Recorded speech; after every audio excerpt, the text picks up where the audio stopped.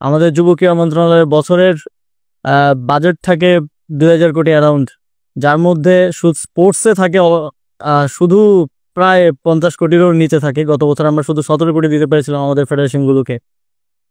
অথচ পূর্বাচলায় একটা স্টেডিয়াম দা বোট আপনারা জানেন, যেটার জন্য বাজেট নেওয়া হয়েছিল 4500 কোটি। 4500 কোটি টাকা যদি সেটা স্পোর্টসে আসতো, তাহলে এটা আমাদের জন্য হিউজ একটা ডেভেলপমেন্ট করার সুযোগ ছিল। আমাদের প্লেয়ারদেরকে আমরা প্রপার ভাবে ট্রেন আপ করতে পারতাম, প্রপার ভাবে সুযোগ সুবিধা দিতে পারতাম। সেই জায়গা থেকে আমাদের একটা উদ্যোগ, এখন কার্যক্রম আমরা এখনো শুরু করতে পারিনি। আমরা এখনো প্রস্তুতি পর্যায়ে আছি। আমাদের প্রথম দিকেই ঘোষণা করেছিলাম যে আমরা এটা স্পোর্টস ইনস্টিটিউট করব।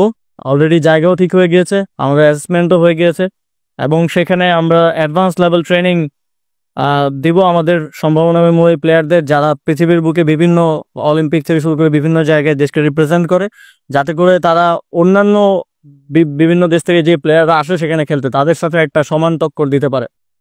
তো এই জায়গাগুলো স্পোর্টসের সাথে সায়েন্স ওতপ্রোতভাবে জড়িত, এই বিষয়টা আমাদের এখানে উপেক্ষিত। তো সেই জায়গাটাকে আমরা অ্যাড্রেস করার চেষ্টা করছি। এটা অবশ্যই একটা লং টার্ম কাজ। আমরা উদ্যোগটা নিচ্ছি, আমরা সেই ইনফ্রাস্ট্রাকচার এবং সেই পলিসিগুলো সেভাবে নিচ্ছি যাতে করে ভবিষ্যতেও এই কাজগুলো কন্টিনিউ হলে এটা আমাদের দেশের সার্বিক স্পোর্টসের জন্য ভালো হবে।